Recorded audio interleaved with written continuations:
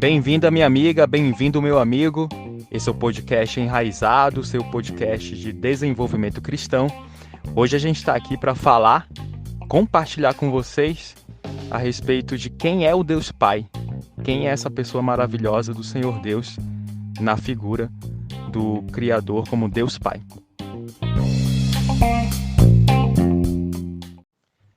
A gente está iniciando hoje uma série que a gente julga crucial para a carreira na fé cristã, que trata sobre quem é esse Deus a quem servimos. Esse Deus que se manifesta em três pessoas: Deus Pai, Deus Filho e Espírito Santo. E a gente vai esmiuçar um pouco para realmente deixar claro quem é essa pessoa maravilhosa do Senhor a quem servimos.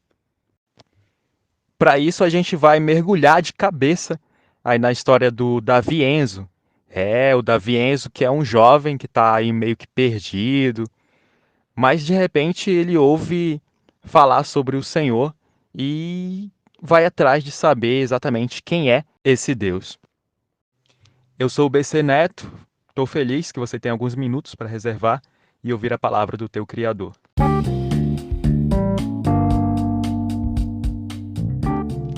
Parte 1. Quem é o Deus Pai e como invocá-lo?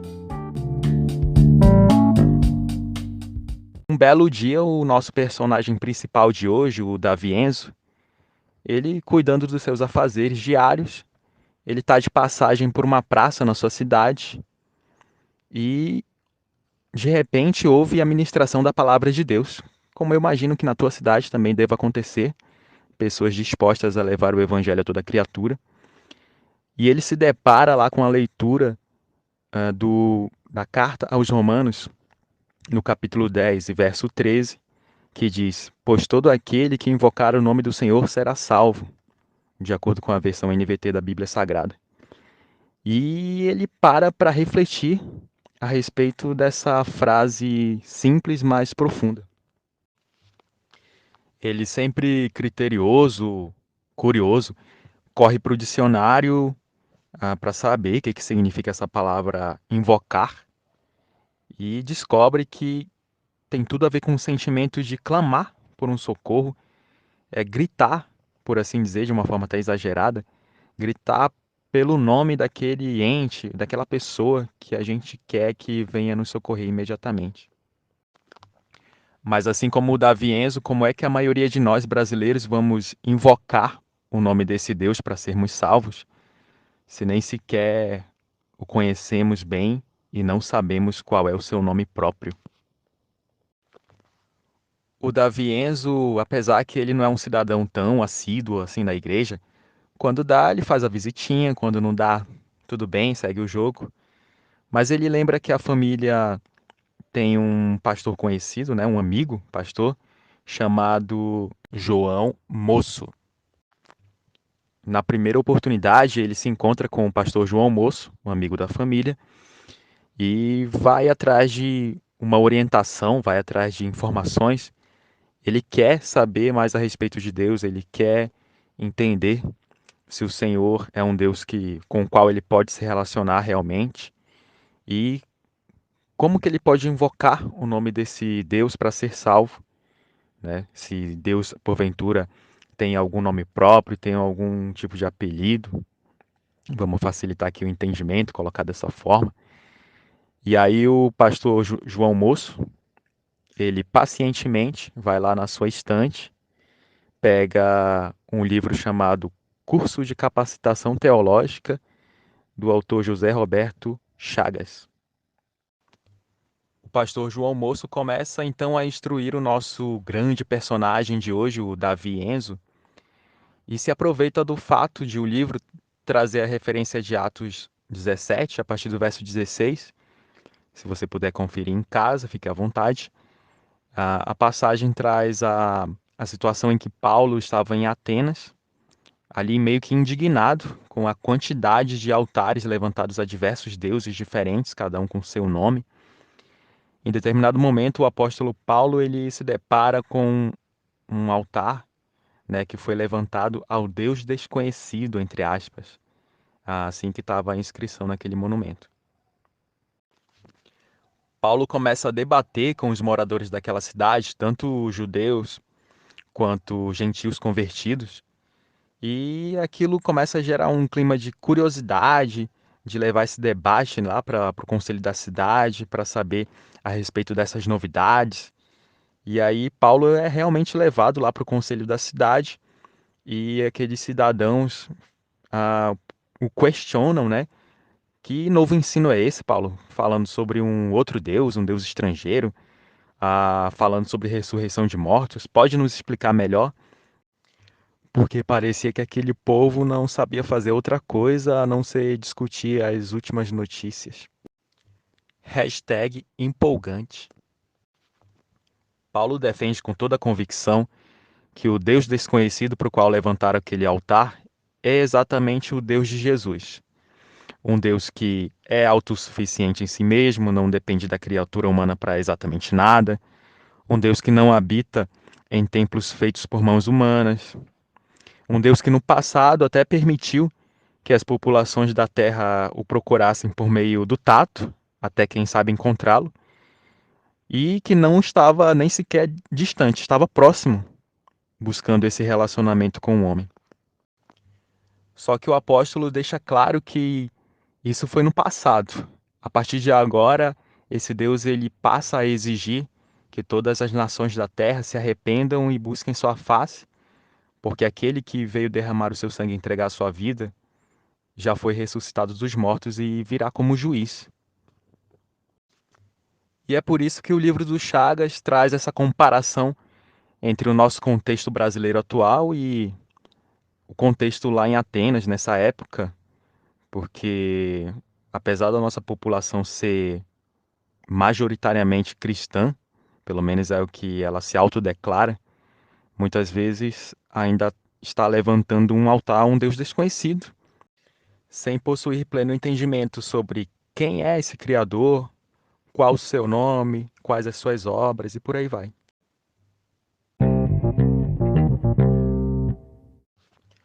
O Davi Enzo fica chocado e maravilhado com a exposição dessa história, tanto lá de Atenas, daquela época, quanto a do Brasil de hoje, e pergunta finalmente ao pastor: como é que eu posso invocar o nome desse Deus e largar a mão de taxá-lo como um Deus desconhecido? Então, com o livro de teologia aberto, o pastor ele argumenta com o nosso jovem que existem vários nomes pelos quais biblicamente a gente pode chamar o Senhor Deus, mas que naquele momento ele escolhe três que considera bem relevantes, bem edificantes para a situação e para repassar ao nosso jovem Davi Enzo, correto? E o primeiro seria Adonai. Adonai traz uma conotação de governante, juiz, dominador de todas as coisas. É um Deus que realmente é centralizador de toda a criação. E também seria um senhor de um escravo humano, que no caso somos nós, criaturas, feitas humanas pelas mãos dele. Esse nome Adonai, pela primeira vez aparece nas Escrituras Sagradas, no capítulo 15 do Gênesis, onde Deus ele conversa diretamente com Abrão. Nessa época, Abraão ainda era chamado Abrão, ainda não havia gerado o seu filho de sangue. E naquele contexto, Abrão estava ali argumentando com o Senhor que ele não teria descendentes, que o único herdeiro seria alguém ali que não era do seu sangue, alguém que estava próximo ali trabalhando com ele. Mas o Deus que é centralizador, é governante, é juiz de tudo, aquele que controla e é dominador de tudo, já havia determinado, daria sim um descendente, e foi isso que Deus falou exatamente com todas as letras, o que sairá de ti é o que vai sim ser o teu herdeiro. Sem contar o fato que um dia a descendência desse Abraão seria imensurável ou imensa como as estrelas do céu. E esse nome Adonai é largamente utilizado pelos israelitas, em especial para substituir um outro nome que a gente vai ver mais à frente, um nome ainda mais sublime e mais sagrado. E se você está curtindo conhecer um pouco mais sobre o Deus Pai junto comigo, participa das nossas enquetes, compartilha aí com tuas amigas e teus amigos mais próximos. E assim a gente vai formando uma rede de pessoas interessadas, pessoas que sentem prazer nas coisas do reino de Deus.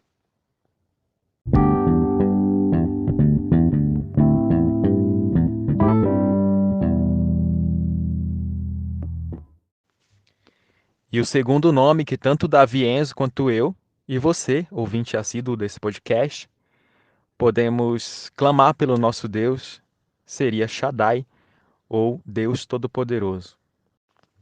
Shaddai traz essa ideia de Deus que sujeita todo e qualquer poder da natureza a hora que quiser e para a finalidade que bem entender. Shaddai também tem a ver com uma figura de montanha, de cordilheira, de rocha, de algo totalmente sólido que vai te proporcionar sombra, vai te proporcionar segurança, confiança, algo que é meio que inabalável, a gente pode colocar dessa forma.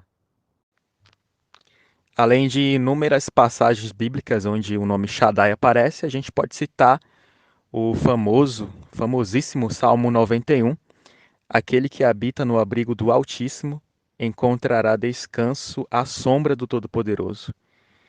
Então, traz exatamente à nossa mente essa figura da sombra proporcionada por uma cordilheira, por uma montanha, da autossuficiência, aqueles montes que estão satisfeitos em si mesmo, porque são sólidos, são resistentes, são perenes. E o terceiro e último nome que o professor João Moço nos apresenta para hoje é Yahvé, ou Jeová no português. E esse é o verdadeiro nome pessoal pelo qual o próprio Senhor Deus se denomina inúmeras vezes pelas passagens bíblicas.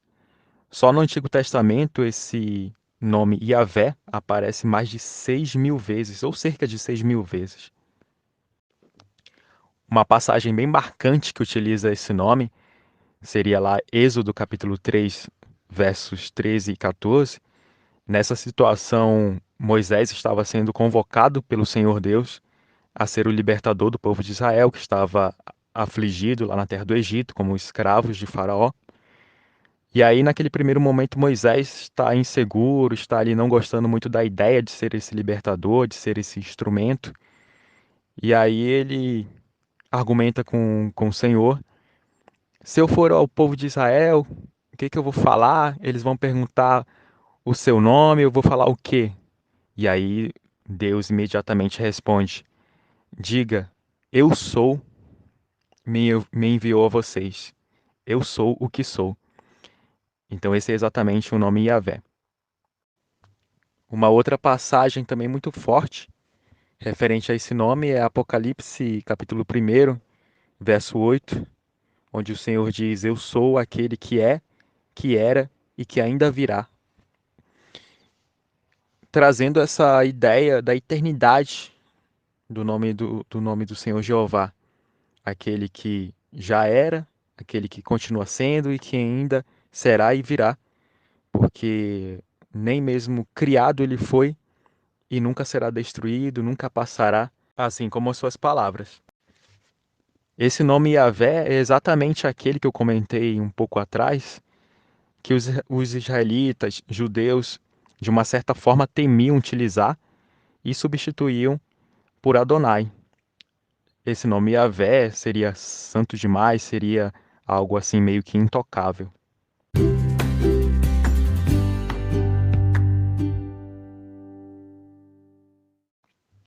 Bom, e eu espero que tanto você e eu, quanto o próprio Davi Enzo também, tenhamos aprendido a como invocar o nome do Senhor para sermos salvos.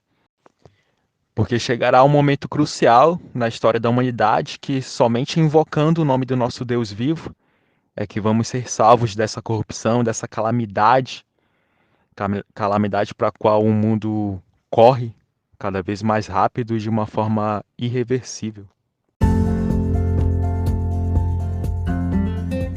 Para nós é uma honra, um prazer falar sobre o nosso Criador, o nosso Deus Pai, aquele que nos sustenta a cada dia. Mas vamos ficando por aqui e incentivando vocês, uma vez mais, a correr para uma igreja que pregue o verdadeiro evangelho, te apresente esse único e verdadeiro Deus e te conduza ao céu em nome de Jesus. Eu volto numa próxima, se Deus assim permitir. Fiquem todos na paz do Senhor Jesus.